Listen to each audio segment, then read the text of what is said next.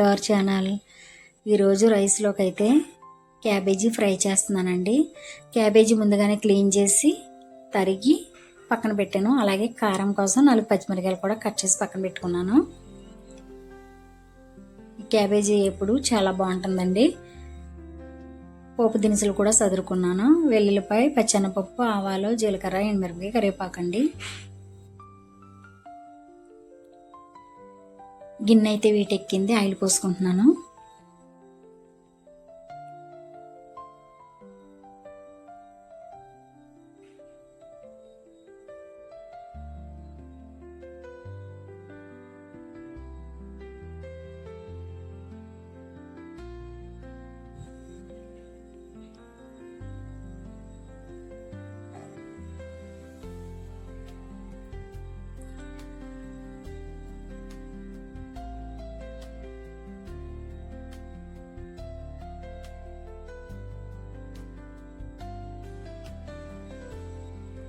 వెల్లుల్లిపాయ, ఆవాలు, పచ్చెనపప్పు కొంచెం వేగిన తర్వాత ఈ కరివేపాకు, జీలకర్ర, ఎండుమిరపకాయ అప్పుడు వేసుకోవాలండి. లేదంటే మొదట వేస్తే మాడిపోతాయి అవి.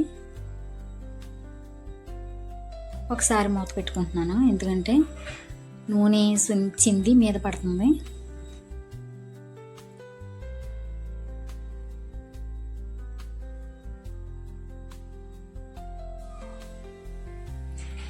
ఇప్పుడు కట్ చేసి పెట్టుకున్న క్యాబేజీ తురుము కూడా అందులో వేసుకుంటున్నాను.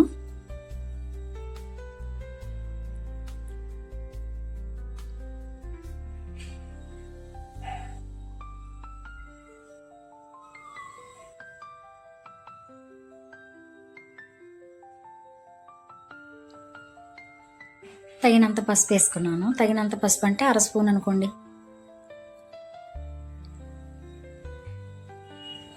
తగినంత సాల్ట్ వేసుకున్నాను.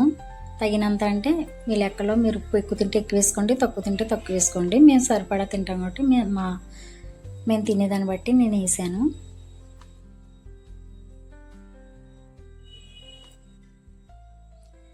మా ఇంట్లో మేము ఎలా అయితే వండుకు తింటామో అలాగే మీకు నేను చూపిస్తున్నానండి.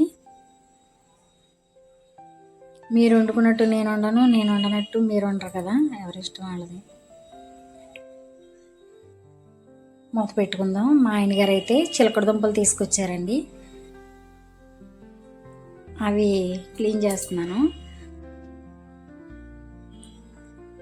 చిలకడ దుంపలు అనేవి నిప్పుల్లో వేసినట్టు కాలిస్తే చాలా బాగుంటాయి కదా, సేమ్ అలాగే ఉంటాయండి. ఉడకబెట్టే విధానం చూపిస్తున్నాను. ముందుగా దాకా పొయ్యి మీద పెట్టాను, ఖాళీ దాకా. అది వీటెక్కిన తర్వాత నేను క్లీన్ చేసి పెట్టుకున్న చిలకడ దుంపలు అందులో పెడుతున్నాను. ఎప్పుడు కూడా నీటిలో ఉడకేయకూడదండి. చిలకడ దుంపలు సప్పబడిపోతాయి, బాగా మేగడైపోయినట్టు ఉడికిపోతాయి, తినడానికి కూడా ఇబ్బందిగా. అలాగే దాకలో చిలకడ దుంపలు వేసిన తర్వాత గిన్నెలో నీళ్ళు వేసి పైన గిన్నె పెడుతున్నాను. ఆ గిన్నె మీద మూత పెడుతున్నానండి.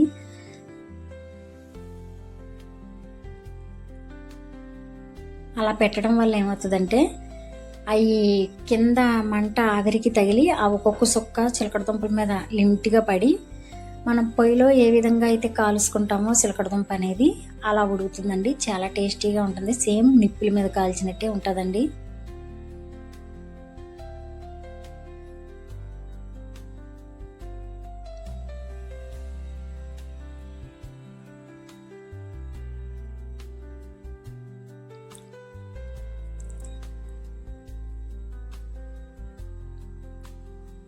కర్రీ అయితే శుభ్రంగా ఉడికిపోయిందండి.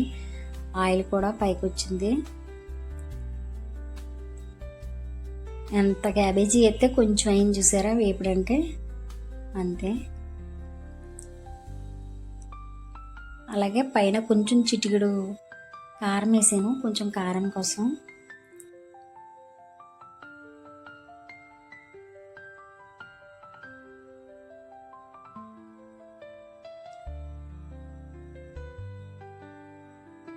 క్యాబేజీలో వాటర్ ఉంటుంది కాబట్టి మనం పొయ్యి మీద వేసాక ఒకసారి తిప్పుకుంటే సరిపోతుంది. దాన్ని అంత బాగా చూడాల్సిన అవసరం లేదు. ఇప్పుడు చిలకడ దుంపలు చూద్దాం. పైన నీళ్ళు అయితే వీటెక్కిపోయినాయండి గిన్నెలోయి. మరొక సైడ్కి పక్క సైడ్కి తిప్పుతున్నాను నేను. నాకంటే అలవాటు మూల తిప్పుతున్నాను. మీరు ఎవరన్నా అయితే కిందకి తీసుకుని ఏ పట్టకరతోనైనా పట్టుకుని తిప్పండి. అలాగా తిప్పకపోయినా అలా ఉంచేసిన గ్యాస్ సిమ్లో పెట్టి అయ్యే ఉడికిపోతాయి. చూసారా ఓ సైడ్ ఎలా కాలినట్టు వచ్చిందో నిప్పుల్లో వేసినట్టు. మరొకసారి పెడితే ఈ లోపల కూర చూద్దాం. కూర అయితే అయిపోయిందండి.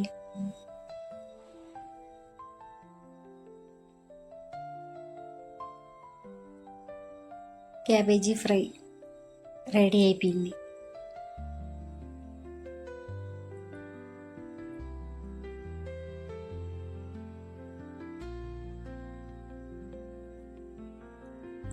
అలాగే నేను రొయ్యి పొట్టు కారప్పొడి కూడా చేశానండి. అదైతే వీడియో తీయలేకపోయాను. రొయ్యి పొట్టు కారప్పొడి కూడా చేశాను.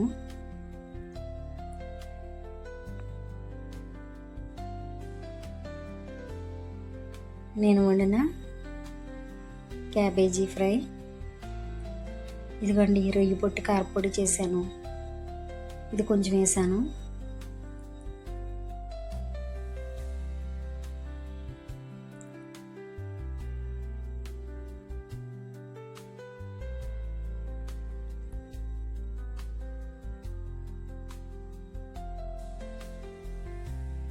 వేడి వేడి రైస్, వేడి వేడి క్యాబేజీ ఫ్రై,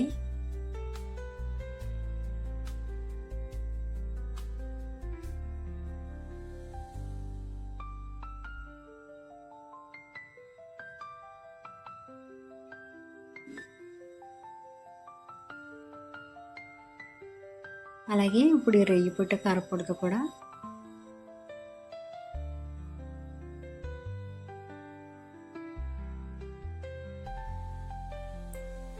చిలకడ దుంపలు చూద్దాం.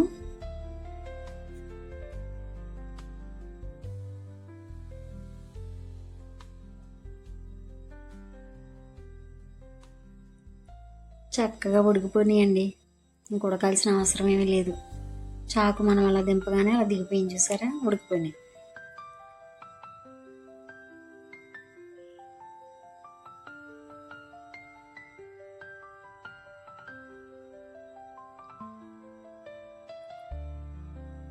మార్కెట్కి వెళ్ళినప్పుడల్లా మా ఆయనగారు తీసుకొస్తారు. ఇంటికి వస్తే నేను తీసుకుంటానండి. చిలకడ దుంపలు అనేవి వారానికి ఒకసారి కంపల్సరీ తింటాం మేము, అలవాటు.